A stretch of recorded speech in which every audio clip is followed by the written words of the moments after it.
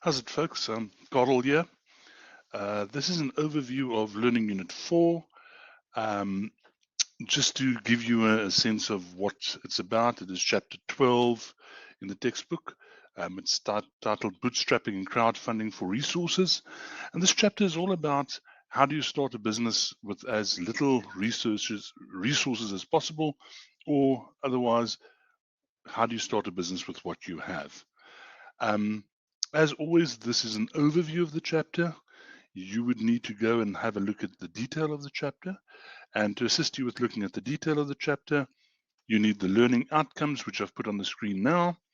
And if you simply work through those 6 learning outcomes and understand what they mean and what they ask you to do, you should be fine in terms of understanding the chapter. This learning unit, Learning Unit 4, is part of the second assignment. So yes, you'd have to work through this before you get to doing the second assignment. So what's bootstrapping? Well, bootstrapping is basically starting a business with little or no outside investment. I know the textbook talks about no outside investment funding or support. That's not exactly right. But it's basically with very little outside support and getting yourself up and running so that you have a business with as little debt as possible and as little equity as possible having been given to other people. So the sense would be that you are running this business and you just going for it. You don't owe people money. You've got some way of funding it, and you're just doing what you're doing. And to do this, we apply the 8 principles of entrepreneurship. These 8 principles, I think it was the first or second lesson of the year that we looked at these 8 principles. Decide your desired impact on the world. Start with what you have, what's on hand. Describe what the idea looks like today, in the here and now. Determine your affordable loss. In other words, what are you prepared to risk for this particular assignment or this particular opportunity? And that's your stop loss. That's the point at where you are happy to say, boom, I'm closing down the business now. I can't go any further. I'm not prepared to risk any more than that. That's your it's like a stop loss in trading. When you get to that point, you pull the plug, you walk away. The next of the 8 principles: take small actions, do small things, just do something, Nike it. Don't just sit and wait for something to happen. You need to do something actively. Even the smallest thing can make a difference. Networking always plays an important role. See who you can get hold of, who can help you, who knows who. I mean, you'll see. We'll talk about this point a little bit later on again. As you doing this thing called entrepreneurship, you will learn, build on what you learn, expand your knowledge, keep doing what works, and reject what is not working. And then lastly, and very, very importantly, reflect and be honest with yourself. You need to make time to sit down and think about your business, think about what's happening in your business and why are those things happening, and what you can do to make more of the good things happen and less of the bad thing happens. But we are talking about financing, bootstrapping, etc. And they say in bootstrapping, you use the 3 F's of financing: friends, family, and fools, because those are the only people that'll give you money in this type of startup phase of the business. External financing, which one we want, bootstrapping or external financing? The problem is getting external financing is typically very difficult. There are benefits to having it. There's no argument around that, because if you've got the external financing, you have got the cash flow to do things. You can get your business up and running. You can buy those nice new machines, brand spanking new machines. You can hire the best possible people. You can buy a delivery vehicle, brand spanking new. You can have that delivery vehicle branded, and your business looks really good, but you have a bunch of debt. So if you're bootstrapping, you're going to take the second-hand stuff. You're going to use your current vehicle, maybe put magnets on the side, stickers that you can take off when you go for a Saturday braai at your friends, and you're going to use that. You're going to use what you have. Also, it's hard for new businesses to find investors, and even when you go to the bank, you'll remember in business management, in your first semester, we taught you about the various forms of ownership, and we told you, yeah, if you use this form of ownership, your assets are protected, your personal assets, and those can't be taken because you've got a separate legal persona. In reality, if you go to the bank today, you say, I'm starting a private company, this is what I'm going to do, this is my product, great idea. When you sign that loan agreement in the name of the business, they're also going to ask you to sign a second document, a surety document, where you're placing all your personal assets at risk because you're the guarantor of the business loan. So the banks have ways around that, and that's why many people decides to go the bootstrapping road, decides to set themselves up. But then you need to be clear about your products, your goals, what do you want to do, when you want to do it, and how you want to bootstrap this business. And bootstrapping asks for a couple of things from you. They talk about the shoestring norm, which means you're doing everything on a shoestring budget. So it's a very tight budget and so on. And you shouldn't expect your customer base to grow in leaps and bounds. You will grow your customer base as the business grows. You would want to grow your customer base, but you can't just grow your customer base. You must let it happen organically. Because if it grows too fast, it's going to call for too much money. And there is such a thing, and I think we've spoken about this before, in class, where you grow your business to death. You grow your business so big that you don't have the capital or the resources or the people to service all your clients. And what happens then is your clients start realizing you're not servicing the way in which you should. And they start saying, well, if this guy's not going to service me the way I do, I'm going to find somebody else. There must be somebody else in this business that wants to help me. In terms of financing, even with bootstrapping, you need to have some kind of a finance. You could take that from your savings, from your salary, from somebody else's salary. In the textbook, they refer to a company called MailChimp. Those of you that have done some digital marketing would know about MailChimp. MailChimp is basically an email, a way of sending mass emails. I'm going to stop before I use the word spam. But yeah, MailChimp is used to send out mass emails, and lots of people use that to reach a lot of people at the same time. Now, the guy who started MailChimp, he actually stated that whenever they saw investors, the investors just didn't get his business. And he, thankfully for him today, never took any investors on board, although some investors approached him. And he was lucky. His wife was a nurse, and they could survive off her salary. And he built the business while she was the only income. Today she doesn't work, and MailChimp is a very successful business. And also you increase the value of the business by what's called sweat equity. It's your hard work. You're increasing the value of the business simply by working at the business, making the business better by hard work instead of making the business better by throwing money at it.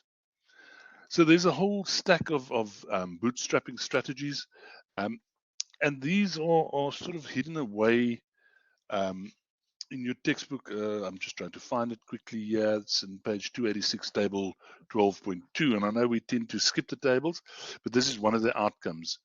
And it tells you how to go around what are the things you can do in terms of bootstrapping.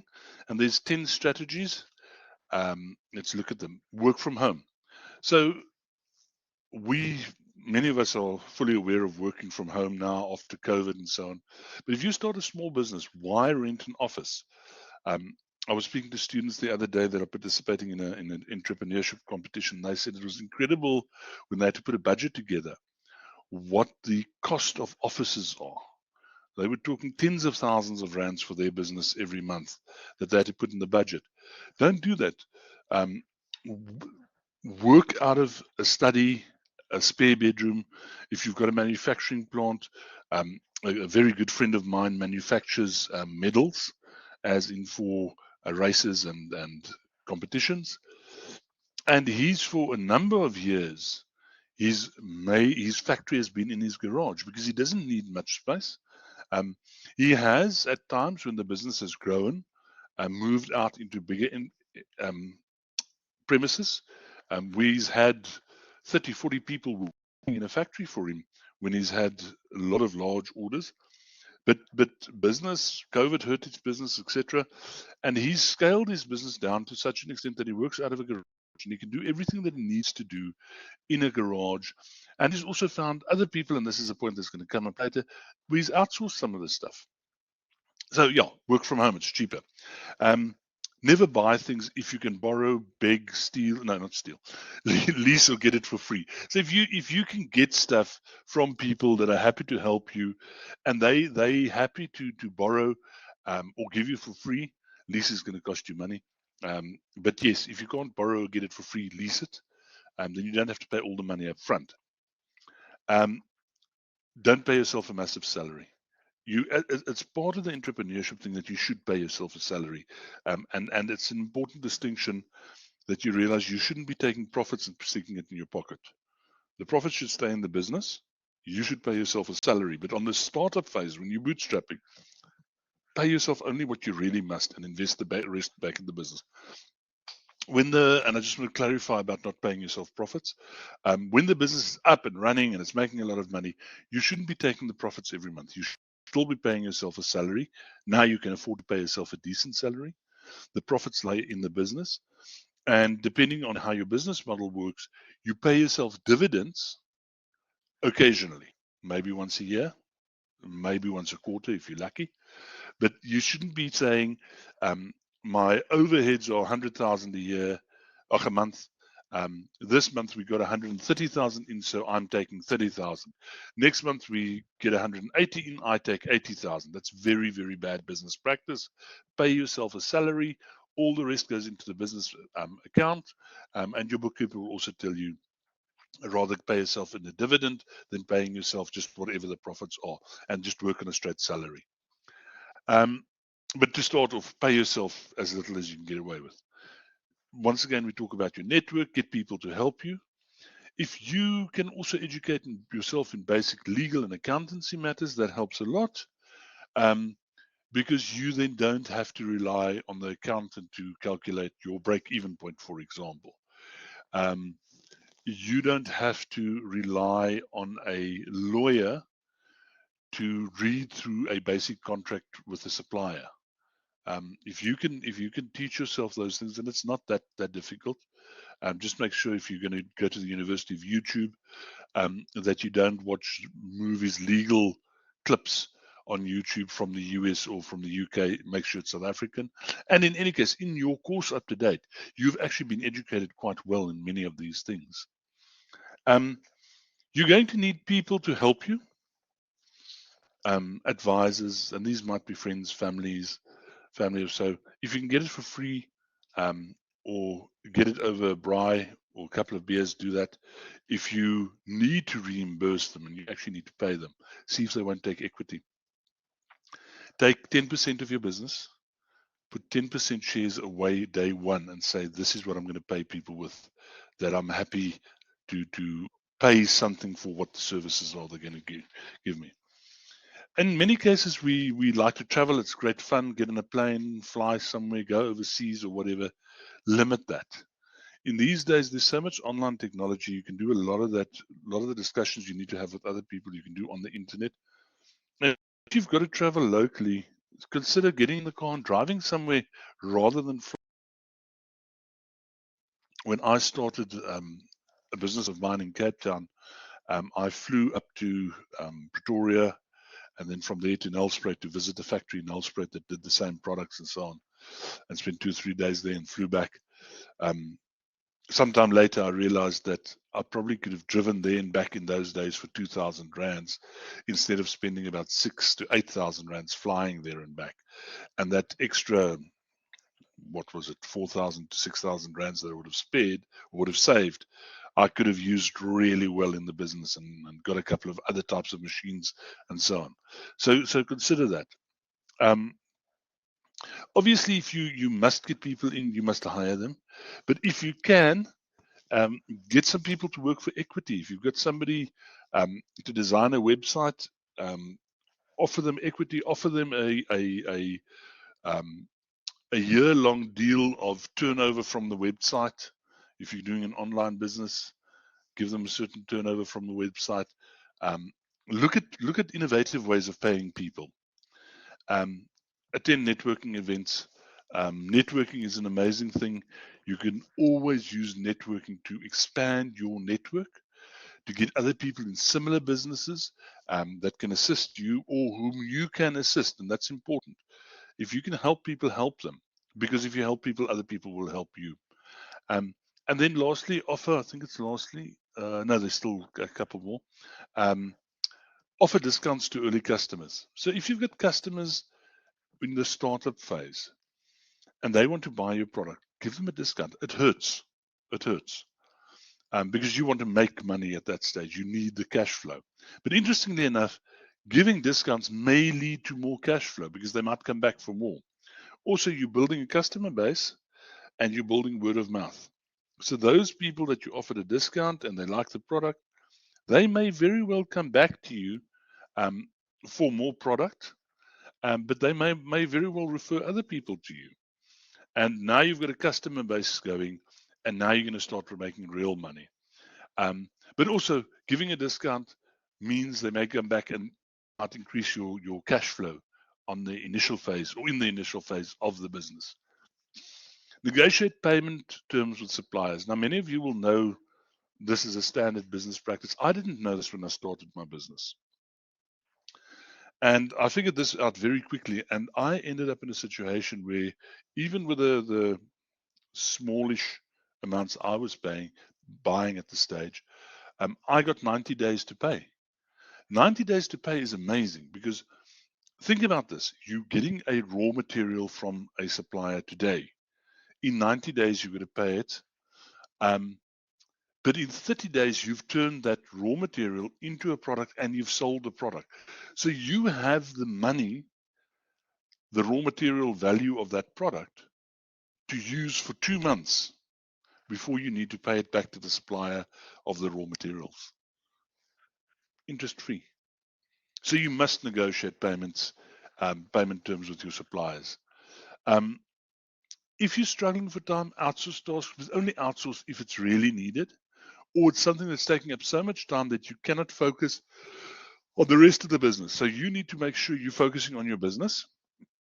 And if there's something that you have to do, administrative tasks or horrible things that's taking up so much business, so much time that you're not having the time to do your business properly, look to whom you could outsource that. Outsource to family and friends firstly, because they'll do it for next to nothing. Don't outsource to fools. They'll just cheat you. And then don't give up your day job. If you can run your business as a side business while it's getting established and you can get paid to do another job, ideal situation. If you can run your business after hours, over weekends, over lunchtimes if it must, and you can get your business properly established until you're earning more than what your current salary is from your business, that's a great way to establish a business. And it's a great way to prove the concept and to get yourself up and running so that you can do business while you are still earning a salary. And if there's something goes wrong, you still have the salary. And you can say, well, the business didn't work. Let me move on. I'm going to try something else. Okay, those are some of the bootstrapping strategies. Let's go have a look at crowdfunding versus crowdsourcing. So crowdfunding raises cash for you, while crowdsourcing uses inexpensive labor. So that's the key difference. We're going to go through a lot more details, but it boils down to that. So the idea with crowdfunding is you get lots of people to give you little bits of money, and we look at different phases and so on of it now. But the key thing is you get people that are happy to spend a small amount of money that to invest in your business, hopefully for nothing in return, to help you get up and running, to almost be, and I'm using this term very lightly, very widely, an angel investor, somebody that's giving you money and saying, good luck, off you go. Crowdsourcing on the other side is where you're asking people to come help you do some work, either very cheaply or for free. And this typically works for people who think the same way as you and believes in what you're doing. So many of the, if it's a social entrepreneurship venture, many people will do this. I, because of where I stay in a rural area, and we try to do as much as possible ourselves. I follow people on YouTube called Project Kamp, Project K-A-M-P, Project Kamp. It's a German guy who's got a place in Portugal, Spain. He's bought a piece of old farmland there, and he's looking at doing a sustainable, ecologically sustainable type of place there. And he gets volunteers from all over the world coming in there to do different things. Most recently, there was a guy, for example, I think he was from Japan, who came in and did a roof on one of their little buildings. I think it was an outhouse, made out of tin cans. And they show you the complete way. And all of these people are volunteers. And this is he's crowdsourcing his labor, and they use the labor from anything like that, which is slightly bit more complex, to people simply to clear brush and take out non-indigenous or plants that could be a fire hazard for them or help them build stuff and so on. And that's a classic example of crowdsourcing. His people. So crowdsourcing is also used, as I said, in social context. There's guys that have used crowdsourcing for medical treatment, to look at how we can improve medical treatment, using gamers to model how viruses react and actually play the virus, and play the enzymes that counter these viruses. And WHO has actually copied this way of crowdsourcing, to try to find new ways of medical treatment. You also find it a lot that you get people that are happy to give their creative talents to design things, to build websites and so on. There's what's called the X Prize. That's a ongoing exercise where they put out prizes for various social things that are solved. And basically what they do is they put up, and X prizes sometimes really big prizes. We're talking like $1 million type of prizes sometimes. But they look for big social issues that they want to resolve. And by getting people to compete for these prizes, these people are actually giving their intellectual property. And this helps in finding better ways to do stuff. Obviously, with technology that has advanced so widely, we can use that as a way of crowdsourcing. And there's a lot of free tools. Google has got a lot of tools available. And so you can use a lot of those tools basically for free to design things and build things. If we look at the how cheap 3D printing has become, there's a lot of these things, and then you outsource it to China, as they say in the textbook. It's not always the best route to go, but you can have things designed. You can design for yourself relatively cheaply, or find people on the internet to design something for you really cheaply, and then you can do the business with China over the internet. Crowdfunding on the other side is ways to raise resources for any type of business. the whole idea is that it's a way for upcoming entrepreneurs to outsource the funding and to find a way. They talk about democratized method of raising funds. In other words, that wider than the typical old traditional way of raising funds. And there's a couple of websites. Most of you would know Kickstarter. So you go to Kickstarter and you put up a project that you want to do. I've participated in a couple of Kickstarters as an investor. I like watches.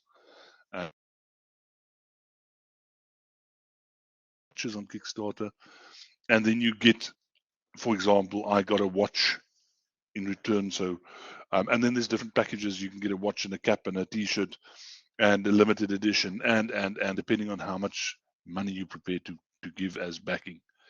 Then there's of course the other way of doing it, and this is equity crowdfunding, where you actually give backers the opportunity to become shareholders in the company. Recently there was, I'm trying to remember, it's called German Brauhaus or just Brauhaus. It is a well-known in Cape Town, a well-known beer establishment that serves a large number of beers, and they were expanding into a different part of Cape Town, and they wanted to see if they can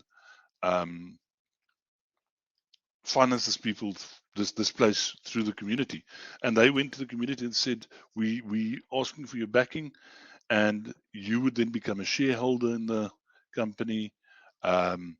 You would then be able to once a year hold a party there for free. You would share in the profits, blah blah blah blah blah. Unfortunately, that didn't work for them. I know I was one of the people that put money towards it to invest in it, and they returned our investment because they didn't get enough investors.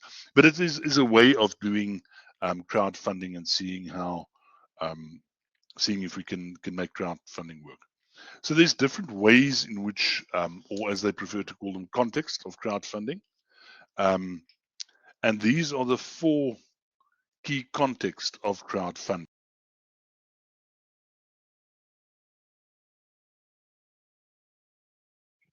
Let's have a look at each one of these in a little bit more detail. So the patronage model is where you're giving money because you want to and you're not expecting anything in return. So you give basically giving a donation to somebody who's starting a small business. I've know a lot of people that have done that. Somebody that says, I want to start this little business, I want to sell fruit next to the road or whatever. Help the person with some startup capital. But it also goes much bigger. And you have got websites like Patreon where you can donate on a monthly basis or once off, but they try to push you on a monthly basis. Authors, podcasters, artists, musicians, whoever, and you subscribe to their Patreon for very small amounts of money or rather large amounts of money on a monthly basis, and you get access to it. Many of the YouTubers, for example, have now resorted to Patreon as a second income, and what they would do, they would release videos on a there's people, and I can't remember their name, they've just got a small holding in Spain. In any case, My Spanish Farm Adventure or something like that. And they release every Sunday, they release a video, but for their Patreons, they release on a Friday or something like that. And then on Patreon, they release additional materials that they don't do on the other channel or the YouTube channel. And for that, you pay a couple of dollars a month if you so inclined, and they use that money to buy more implements and so on for the farm. Then you have the lending model. This is where you make a loan and you are going to repay the loan. The reimbursement for the loan can be back in money. There are also websites for this. I haven't included one, but there's many websites where you can loan small amounts of money to people to start a business, and then you get a small return on that investment. And you then decide whether you want to reinvest it or not, or you can waive the investment and say, thanks, I don't want the money back. Consider this a gift because you've done what I expected you to do. So that's the lending model. Reward-based crowdfunding, and they start overlapping between the lending and reward-based and the investor model. So in the reward-based crowdfunding, this is typically what Kickstarter does. You're getting something for the investment. You get rewarded for your support, so you might get a unique numbered edition. Your name might be published somewhere. You might get a T-shirt or something of a lot more value. But the idea is that you are helping the business to start up, and because of that, you're going to get a reward. And then the last one, obviously, is the investor model, where you get an equity stake. So in other words, you're going to own a part of the company, and you're going to share in future profits. And sometimes these models are mashed together.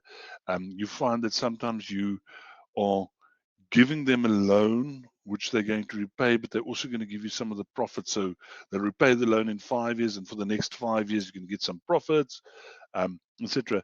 People are quite creative, and I would advise you that if you are looking at one of these ways of crowdfunding, that you be creative in the offering, because there's a lot of people out there that don't, as a rule, they're not business people, but they're happy to throw money at an interesting concept, especially if you've got an interesting reward system that you've lined up for them. So the advantages, of course, of crowdfunding is saves you money on marketing, because those people will market your product. They will say, hey, listen here, these guys have got this new concept. They're making this wine and they're aging it, and they're selling it by the barrel, and we can then chip in as friends and we can buy this barrel, or whatever the case may be. And they will then market your product for you. This also allows you then to build your relationship with the customer. And because the customer has bought into the company as such, they've bought into the idea, but they've also stuck their hand in the pocket and bought in. They are committed customers from day one. They will spread the word, and they will also put you in contact with other people. And they may contact you and say, listen here, you're doing a watch, busy developing a new watch, for example. I'm back on my watches. I know somebody who's doing straps. They're making beautiful leather straps. Why don't the two of you get together and collaborate? They can make a very nice fancy strap in special colors for you, and you can make the watch, and you can match these two and do a collab type of thing. Okay, a couple of things. This is the last section of the chapter about successful crowdfunding. Successful crowdfunding doesn't just come from saying, we're going to ask people for money. You need to work at this. It's hard work to launch a crowdfunding project. There are projects that have got lucky and they've just simply said, we're going to look at crowdfunding, and they have had people throw money at them, and they've been lucky to be able to launch their products. But crowdfunding, you need to really think of what you're going to do, what's the reward, how does this work, why would people want to invest in this business?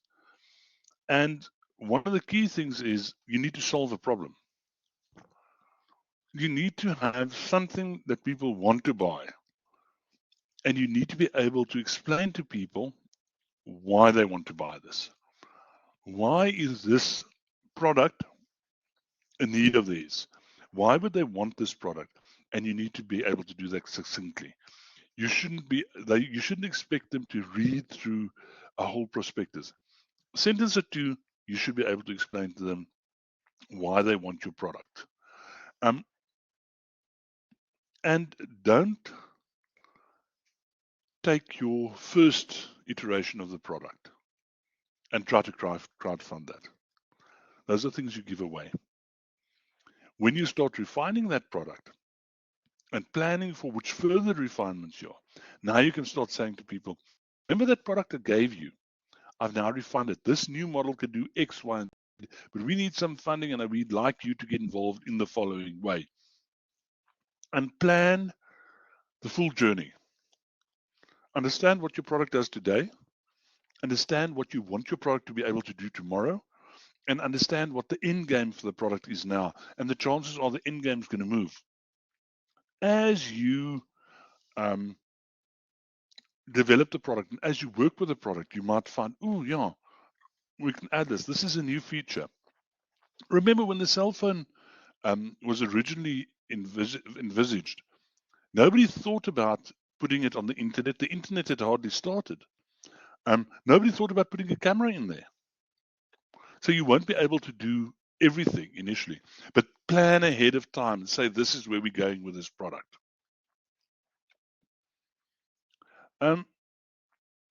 You need to be ready to, if you're going to crowdfund and promise people delivery, you need to be ready. You need to understand what it's going to take for you to deliver on what you've promised. Don't say, you know what, we're going to ask people for money and we'll tell them this is what we're going to do. And we'll work out the details later. No, you need to know the details.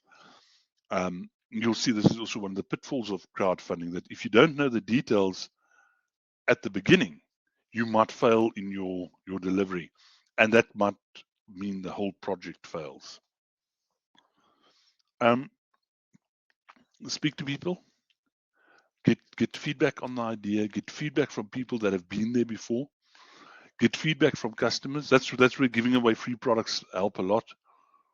Ask people to test your product. Tell them it's a development product. Don't say, here's the product, it's the final. We're developing a product. I'd like you to have a look at it.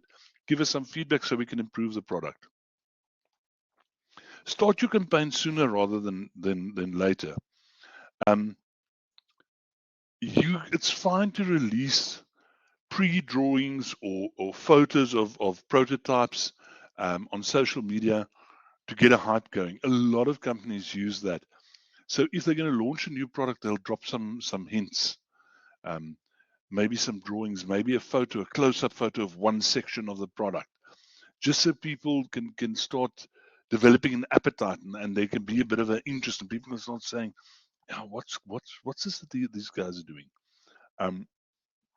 What is it that they're going to try launch here? Why do I want this product?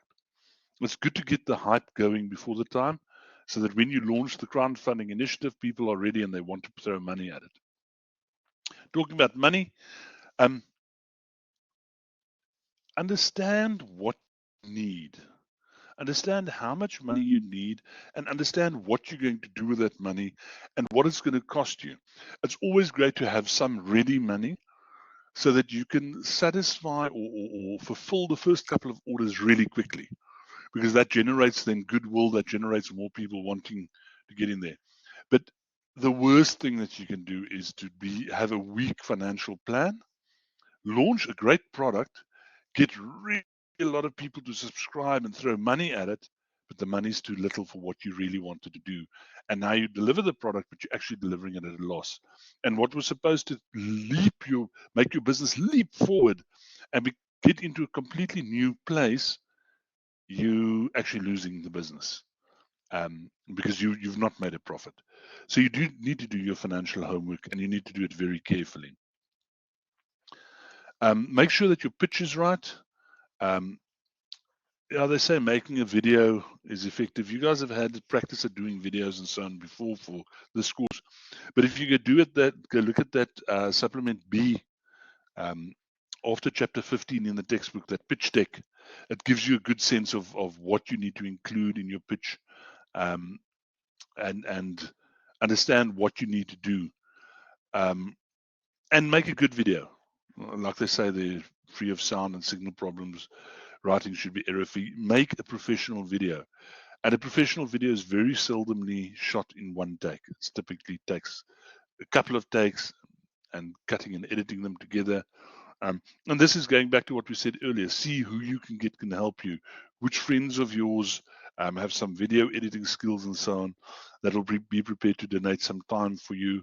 A brother or a sister, a family member that makes some YouTube videos or something like that, that can help you and possibly even show you some basic skills so you can do the next stuff for yourself. Get feedback so that when you have given the product to people, and they've used the product, that they'll give you feedback, and you could possibly turn that into press opportunities. And speak to the people. Speak to the people that buy your product. You want to get that feedback. You want to, when they send you an email, you want to keep corresponding with them. You want to speak to them, because those are your customers. That's your customer base. They're the people that's going to do the word of mouth thing. They're the people that are going to build your business for you. That's after all why you're doing this. Don't launch the product, get people to buy it, and then disappear into the woodwork and try to find other people to buy it. Use the successful clients that you've had to encourage other people and to build your business. Do not fall into the crowdfunding traps, or curse, as they called it. Deliveries. If you go onto Kickstarter and you browse through completed projects, you'll find a load, and I'm talking about a ton of projects there where they're apologizing. I saw one the other day where they're 18 months behind on delivery. They're still promising they're going to deliver, but they're 18 months behind. Like one guy said, so I invested a year before you were going to launch, right? We're like 2.5 years in, and I still haven't got my product, and I was one of the first investors. Right? That business is going to possibly try to ride it out and give everybody what they promised, but they won't survive as a business. They're a dead duck in the water. As they say, backers who've been disappointed can ruin your reputation. They're saying to their friends, don't, this great product, but don't buy it, because you're never going to get it out of them. So make sure that you are able to deliver, and that goes back to what we were talking about earlier, that you've got some funding on hand, you've possibly manufactured some, so you can start giving people products sooner rather than later. And then honesty is the best thing. In any client service situation, be honest with your backers. Tell people what's happening. If you've fallen behind, tell them I've fallen behind, and give a realistic timeline and stick to those timelines. You don't want to fall behind again and say, oh, and another, and another, and another. Okay, guys, that's my overview of Learning Unit 4. Got any questions? You've got my email. Most of you have it in any case. Feel free to drop me an email. Feel free to ask me some questions. We'll re-look at some of these issues when we do the session in preparation for the second assignment, which is coming up in a week or two. And yeah, then I'll chat to you again. But if you're working through this and you unsure about something, or you want to ask me a question, please drop me a mail. I'm more than happy to answer you. Please just remember to, in the title of the mail, indicate that you're on the Entrepreneurship 3 distance student, that you're an Entrepreneurship 3 distance student, just so that I know who I'm dealing with, because sometimes I get questions and I'm sort of thinking, ooh, from what point of view am I answering this question, because I'm not exactly sure who I'm talking to. Thanks, guys. Have a great day, and good luck with the studies.